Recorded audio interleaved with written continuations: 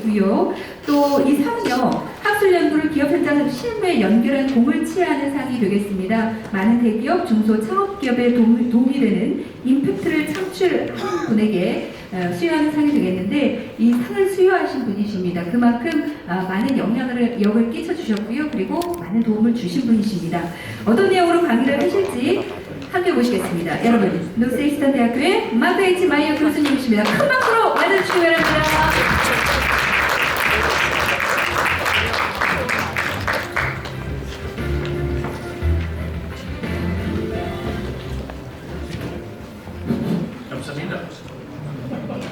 For the nice introduction. But this presentation is not about me, it's about you. And so I hope we have people who are potential corporate entrepreneurs. I see that we also have some younger people who might want to start their own company out of university. And we probably have some executives here who are wondering how to actually create a corporate venturing program inside their own large corporation. So this is really for you. And now let me tell you about what we have done, but I think I first need to set it in context. And my own background is before I became Kyosunin, I started 5 companies. And I was just going through them before this. And what an adventure, but 4 of them were acquired. And the one that I enjoyed the most was the one that was not acquired. We did not have investors, we did it on our own. It was very enjoyable. But let's talk about that, and I think to set the context for everybody about why corporate venturing is different and special, is this is the traditional pathway for ecosystem development. I'm going to use the little laser here where you have an entrepreneurial team that tends to be young. They then do a proof of concept, an MVP. They then go out and raise venture capital. The venture capitalists are as much Bali as Koreans. And the second you take their money, you have 3 or 4 years to bring it to $50 million or $100 million so it can be sold and they can get their money out. And if you can't do that, they replace you. And the typical acquisition is after 7-10 years of scale up, and there's the major types of acquirers. You can see Microsoft. I've sold 2 companies to Microsoft in my career. Google, great company. Apple, IBM, Cisco, an incredible acquisitive company. Oracle buys a lot of companies, and Samsung is recently getting into the game, making some major acquisitions, and LG as well. This is the traditional pathway. I just put this out, Microsoft right here. This is an impressive number of companies. They've spent about $100 billion over the last 20 years buying companies. My first company was a tiny little dot down here someplace. A company called Ardent. And then the most successful exit it still doesn't even appear on this. It's a tiny little company here. Yeah, $160 million. But it doesn't even appear on this because they bought LinkedIn for $26 billion a couple of years ago. So this is one reality. This is the traditional pathway. Do you start a company with friends from university? You scale it up, you hire great salespeople, you build your sales up, you raise venture capital, scale everything up, and you get bought. Hopefully by a company whose stock is publicly traded so that you can also get value as an entrepreneur. Here's another company, Cisco. Cisco's even hungrier. They buy, and they buy well. One of my former students started a company 4 years ago, and he was bought last year for $293 million. He's 35 years old. And he raised $30 million of venture capital, CloudLock. We have a rule that professors can't take stock in the projects in their entrepreneurship classes at my university. It's a terrible policy. I wish I had some stock in his company. Wonderful guy. Worked for a big company, didn't like it, EMC. In my class, he created a business plan to make a VPN over cloud applications that Salesforce, get Google Docs, and many others. And the beautiful thing about Cisco is they don't ruin companies when they buy them, they just grow them. Wonderful, wonderful company. You can see they're getting even busier. This is just in the last 5 quarters. They keep on buying companies. And fueling all this are the venture capitalists. I know venture capitalists pretty well in my career. I'm now an angel investor. I hope I'm a lot nicer than the venture capitalists were to us as young people. But you can see that in the United States, it's over $100 billion a year in invested capital. I think raised about $3.5, $4 billion. There's just a lot of money looking for ventures to invest in. This is the traditional pathway. And I just put Samsung. Samsung is getting into the game. It's now has spent over $9 billion, $10 billion in acquisitions, but most of that was in a recent acquisition of Harman Electronics. Okay, so that is the traditional pathway.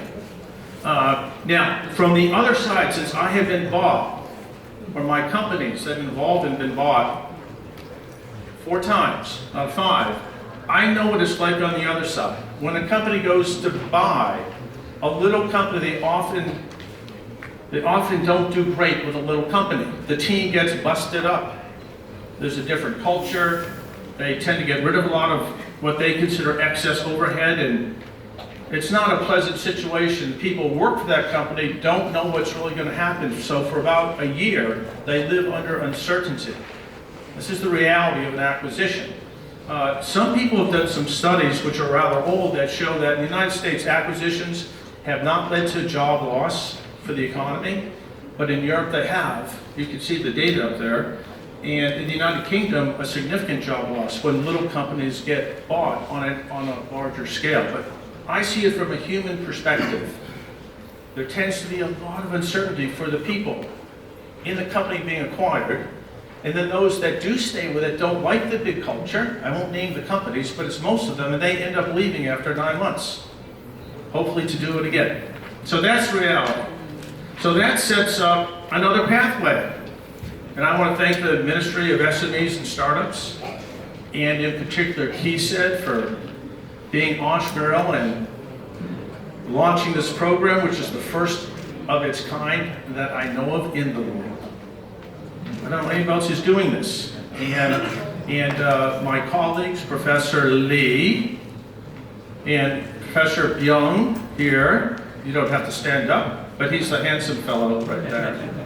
And equally wonderful is Professor Park. We had really wonderful ventures working with us over the last 3 months. And I'm going to briefly tell you what we taught them and what they're doing. And then we have some who will tell you from their own perspective what they have done in the program. So, the first, when you use the word spin-offs in the United States, everybody thinks about MIT. MIT. I might not look like it, but I have 2 degrees from MIT. And I dropped out of school to my parents' great chagrin when I was 22 to start my first company. And it was a real-time process control company for factories. And before me, 10 years before us, in the 80s, there were spin-offs out of MIT. These are companies you might have heard of. Polaroid is out of business. Raytheon, the large defense electronics company. EG&G Defense, they're gone. Thermal Electron still exists. It's a wonderful company. Bose, Digital Equipment is gone. Teradyne, all these companies. And I think when we started our company at the age of 22 with 3 other classmates, all dropping out of school, with hundreds of others of MIT students, our customers were not people like you, consumers, they were these companies who we sold through. So on this little list, it's really interesting, Professor Lee. Our first customers were DEC, Teradyne, Thermal Electron, Raytheon, Meyer. So there's a whole ecosystem of spin-offs, and I think that as a separate agenda, I run the university spin-off program at my university, something called I-Core. I don't see a lot of that really in Korea. It's another thing to work on. Our technology-intensive spin-offs out of university labs. And then the other type of more classic spin-off are these two. They have smiles. They could do well, I guess, in Indonesia. I serve on the board. I have served on the board with this fellow on the right, John. Do they look like brothers? They are. They're Greek brothers. And John likes to say that he was the business guy, but the real smart one was his brother George, who recently passed away. George is a physicist, genius. And so they started a company focused on different types of materials called thermoelectron. It has 70,000 employees today. 70,000. But these two gentlemen believed in the startup world, and they encouraged their employees to start a company, and they funded them along with the local venture capital community. And so over the course of 20 years, look at this. You can read it yourself. I'll read it for you. So Thermo is 24 billion, which is really small. It's 1/10 the size of Samsung, right? 1/10 the size. Yet out of thermoelectron, they have spun off 23 new venture companies with the blessing of senior management. The blessing. Because they're leveraging the company technology into adjacent market applications. The parent company owns some stock and gets some royalty for that. There's a lot of synergy, and often the name Thermo is in the new company's name. But here's the data real quick. 85% survival rate. Now, I have 300 companies being started at my university right now in our incubator. Maybe 30 actually spin out as real companies a year. Good number. Over 5 years, maybe 20% of those will survive. That's the national average. Here, this model, it's 85%. Lots of folks have become multimillionaires, not millionaires, multimillionaires. A lot of these have gone public, and they've gone into areas such as all sorts of different application areas. And then from these, the culture continues. Thermoelectron is a good example of a true corporate spin-off culture. Now, you never tell a professor to speak in 15 minutes, because, but I'm gonna keep things moving here. And why do you have an 85% survival? Because they know what they're doing and they are mature. Of the companies that were acquired, that I really helped get going, the one that was the most successful in terms of penetration of what it got acquired for, who made the most money from it, was a corporate spin-out out of Hewlett-Packard. We did single sign-on for healthcare, became the market leader in North America. And we were old at that time. We were like 35, 37, right? But a recent study was done by reputable people of the top 10th of 1% of the most successful startups in the last 5 years. The top 10th of 1% in the United States. And the average age is 45 years old. They are mature, they're not messing around. They know who to hire. They know what to look for in a salesperson versus an engineer or a finance person. A lot of people, like when I was 22, we started our first company. We made every mistake in the world, and we didn't actually need much money to live, so it was okay. But when you're 45 and you do this, you just are careful not to make mistakes. So this is somebody who was an engineering manager at Apple. He spun out Nest and sold it to Google for a cool $3.2 billion. That's success. And he's like in his mid-40s. And it's a current example. So let me just say that when you're 45 years old and you've never started a company before, you need to learn some things. But you need to learn them in a certain way, and that's what we tried to do in our boot camp. It has to be practical. It has to have a method. It has to be step by step. And it cannot be ivory tower theory. It has to be practical. Okay? So I'll just show you, this is our format. We had 3 meetings. The last one was yesterday, ending up at Goose Island around the corner for some beers, right?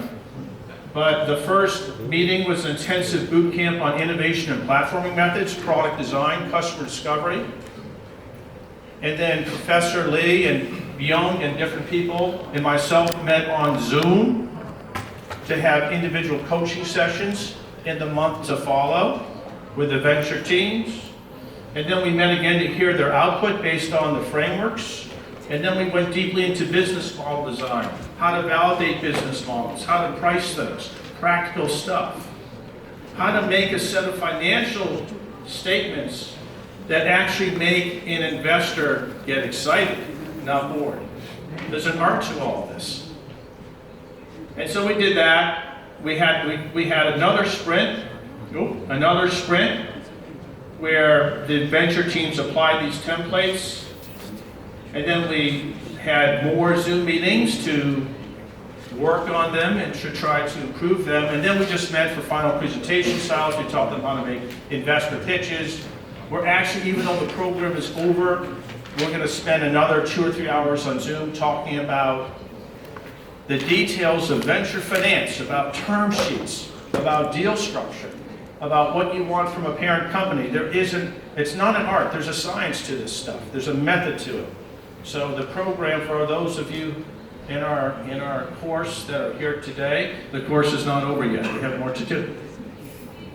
As an example of the templates, this is an example of a template on being focused about target users and buyers. We do a lot about use case development. I don't have time to get into details, but the before, during, and after. What are the driving frustrations at different parts of the use case?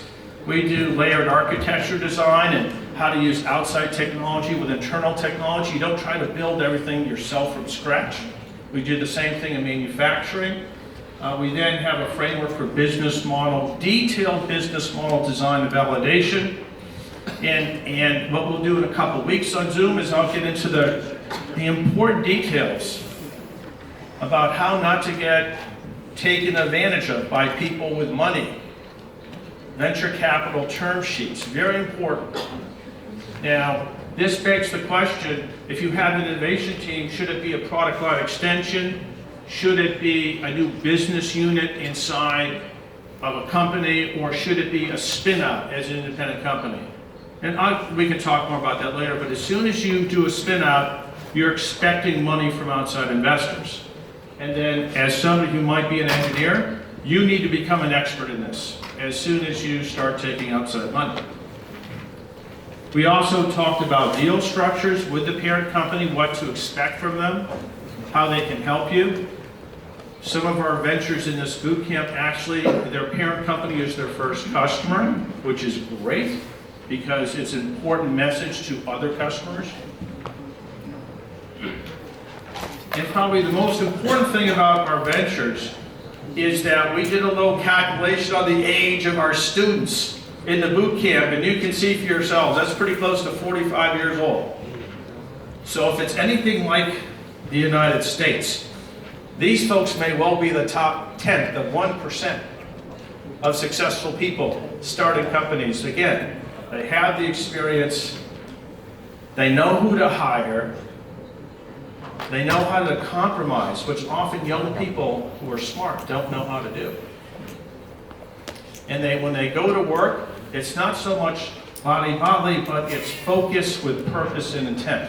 So that's why, again, I'm grateful for the opportunity to work with this cohort of people. Expect to work with additional cohorts in the future. I think we're going to hear from a few now, but I shall be here after this presentation if anybody wants to share thoughts and ideas. And as we say here, come Samita, thank you very much.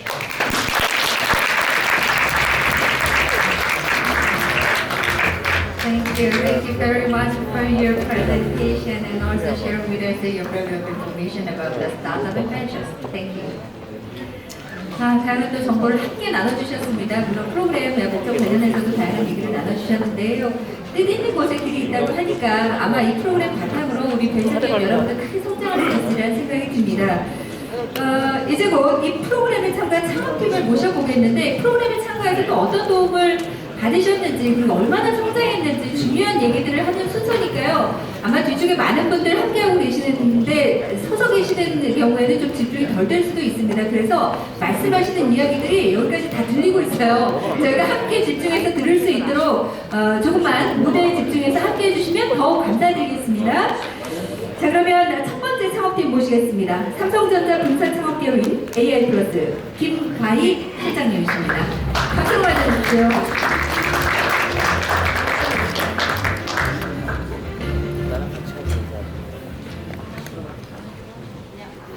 안녕하세요. 사례 발표하게 된 AI 플러스의 김가희입니다. 사실 앞에서 발표하셨던 분들과 다르게 좀 캐주얼하게 발표를 준비했어요. 그래서 편하게 들어주시면 감사하겠습니다. 저희 AI 플러스는 플랜트박스라는 가정용 식물 재배기를 개발하고 있습니다. 저희 파워서 멤버들께서는 삼성에서 10년 이상 근속하시다가 2016년에 사내벤처 프로젝트를 시작하셔서 작년에 스케일업도 한 막 태어난 스타트업입니다.